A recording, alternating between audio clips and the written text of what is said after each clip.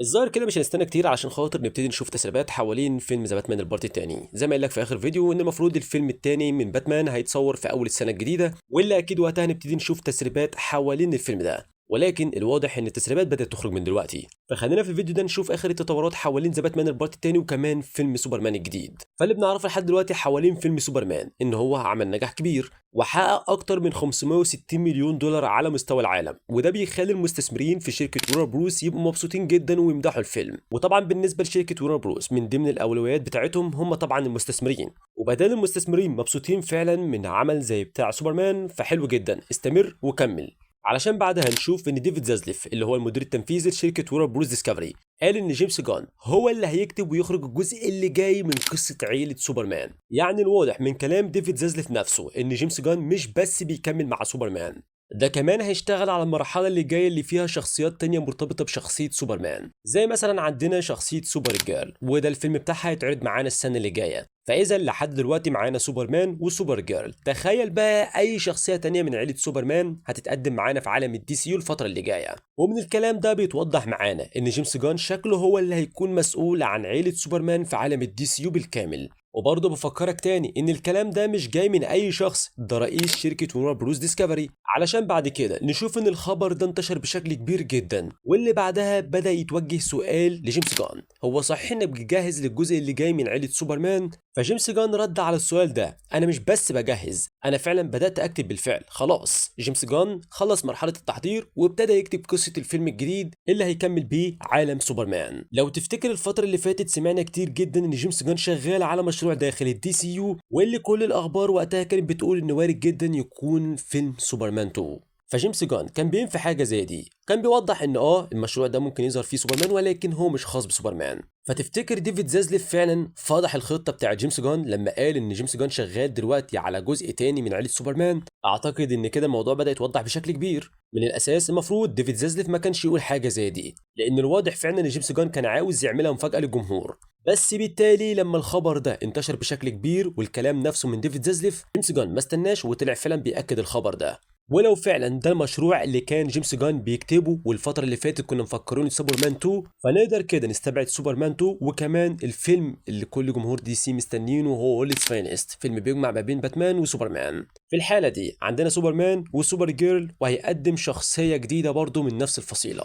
ولو ده فعلا تم تأكيده الفترة اللي جاية، مش مستبعد خالص ان احنا نشوف اي حاجة لشخصية برينياك في عالم الدي سي يو عن طريق المشروع ده. بعد كده بنعرف ان شركة ورا بروس ناويين يقدموا فيلم او فيلمين من افلام دي سي كل سنة. يعني بدل ما كانت بتنزل افلام دي سي بشكل مش منتظم، دلوقتي هم حاطين خطة ان كل سنة يكون في فيلم واحد على الاقل، او ممكن كمان يوصل لفيلمين. كأنهم بيقولوا من دلوقتي هننزل افلام دي سي بشكل ثابت ومنظم علشان خاطر نرجع قوة عالم دي سي من تاني. جيمس جان قبل كده في التصريحات اللي فاتت كان بيقول فعلا الكلام ده هو وبيتر سافران، وقرار زي ده شايفه ان هو كويس جدا. على الاقل خالص بيوضح ليك ان عالم الدي سي يو ليه خطة فعلا واضحة، على عكس اللي كان بيحصل معانا قبل كده شقلب وقلب. وخد بالك من نقطة مهمة جدا، هم قالوا فيلمين في السنة الدي سي، يعني دي سي ككل. يعني مثلا ما حدوش قال لك لا عالم الدي سي يو فيلمين وعالم الالس وولس مثلا فيلم، وده يوصل ان احنا في سنه من السنين هنشوف فيلم واحد فقط من الدي سي يو وفيلم واحد من الالس وولس.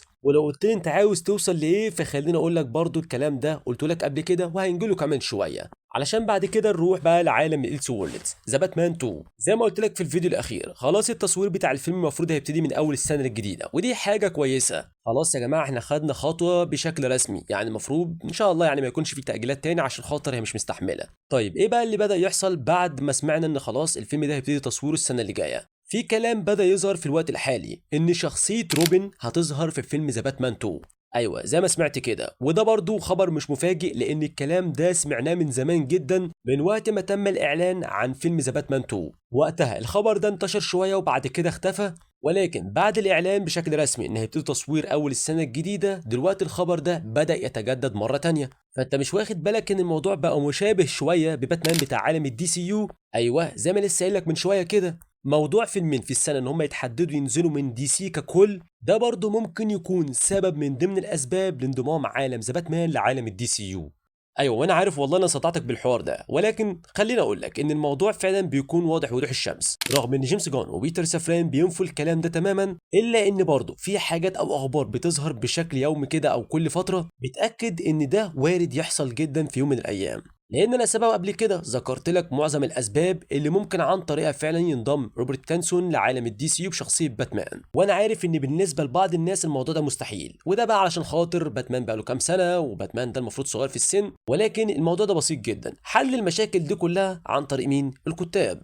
بدل الكاتب فعلا قدر ان هو يكتب سكريبت ممتاز عن طريق يقدر يقنعك ان ذا باتمان ده ينفع في عالم الدي سي يو، خلاص الموضوع خلص. ايوه في ناس حابه ان ذا باتمان ده يكمل بعيد عن عالم الدي سي يو، وفي ناس تانية شايفه ان خلاص يا جماعه زيتنا في دقيقنا، وادي هات بقى روبرت باتنسون في عالم الدي سي يو، وقف ان الموضوع ده على كده. بس برضه هرجع واقول لك ان القرار في الاول وفي الاخر مع رؤساء استوديوهات دي سي جيمس جان وبيتر سافران.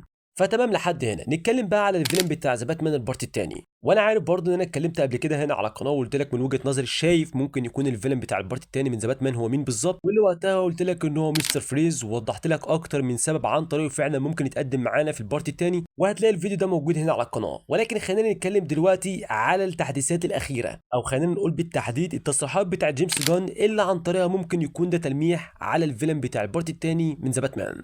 المخرج جيمس جان اتسأل مؤخرا بشكل مباشر عن فيلم ذا باتمان البارت الثاني وعن الشرير هاش، لان زي ما انتم عارفين الشرير ده بقى هو الترند او المرشح الاول على مدار السنه اللي فاتت، خصوصا بعد ما كل المسربين والمطلعين على الاخبار اضطروا يغيروا كلامهم عن شخصيه كلايفيس، بما ان كلايفيس هيكون في الدي سي يو. وايوه بالمناسبه هو مشروع كلايفيس كان في الاساس تابع لذا باتمان، ولكن هو انضم للدي سي يو، وحط ده برضه سبب من ضمن الاسباب ان روبرت تانسون هو يكون باتمان بتاع الدي سي يو.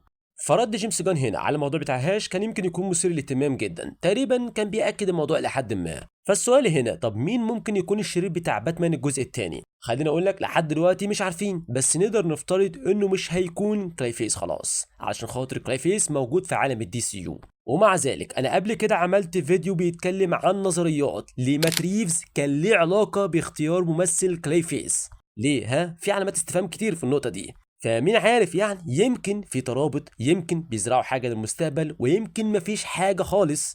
فاللي نعرفه ان جيمس جان لما بيجي يرد على اشاعات او مثلا نظريات بيكون دايما صريح، لا اما لا اما لا. واوقات زي ما شفنا كده مع سوبرمان وبيس ميكر وبعض تصريحاته القديمه الناس بتبدا تتوقع بدري جدا، على سبيل المثال لما كانوا بيسالوه عن الترا مان وانه ممكن يكون نسخه مستنسخه من سوبرمان او حتى يكون شبيه ببيزارو، جيمس جان كان بيتهرب من انه يقول لا مباشره على طول، وكان دايما اجابته غامضه شويه في الحتت دي. قلتها لك كتير قبل كده، جيمس جان مش بيراعي حرفيا اللي قدامه، وفي نفس الوقت مش هيقدر يقول لك على اجابه عن طريقه يحرق لك مثلا بيه الخطه اللي هو شغال عليها. فلما نرجع بقى لموضوع هاش في باتمان الجزء الثاني، اللي ساله قال له ايه اخبار هاش في ذا باتمان البارت الثاني، جيمس جان قال له كل اللي سمعته مجرد تخمين او كلام يعتبر متلفق.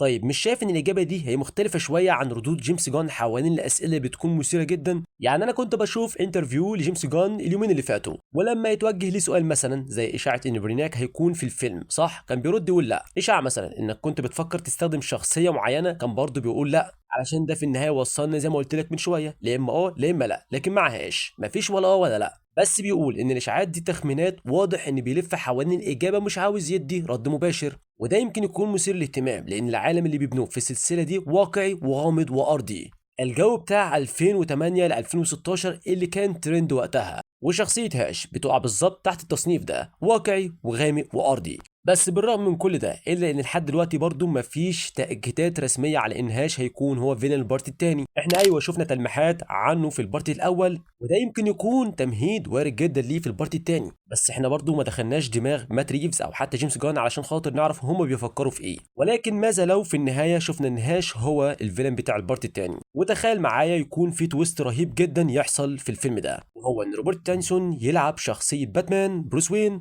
وعلى الجانب التاني يلعب شخصية هاش. مش ده برضه نفس السيناريو اللي حصل معانا في فيلم سوبرمان؟ مش مستبعد بصراحة ان حاجة زي كده تحصل في فيلم ذا باتمان، خصوصا ان جيمس جان هو اللي دلوقتي ماسك رئاسة استوديوهات دي سي. وبالمناسبة عملت لك فيديو هنا على القناة قبل كده اتكلمت فيه لو هاش هو الفيلم بتاع البارت التاني هيتقدم معانا ازاي. فلحد دلوقتي احنا مش عارفين مات ريفز وجيمس جان او حتى دي سي ستوديوز بيفكروا في ايه مع ذا باتمان البارت الثاني. ولكن زي ما قلت لك في الفيديو الاخير واقول لك تاني، الايام اللي جايه في حاجات كتيره جدا هتتوضح حوالين ذا باتمان البارت الثاني، ووارد جدا في النهايه دي سي ستوديوز تكون محضره لي مفاجاه كبيره جدا مع شخصيه باتمان في عالم الدي سي يو. يعني مين عارف، ممكن فعلا في الوقت الحالي تكون كل حاجه خلصت في السر، بس مستنيين وقت معين علشان خاطر يطلعوا يعلنوا عن خبر معين، والخبر ده هو التعاون ما بين عالم جيمس جان وعالم مات ريفز.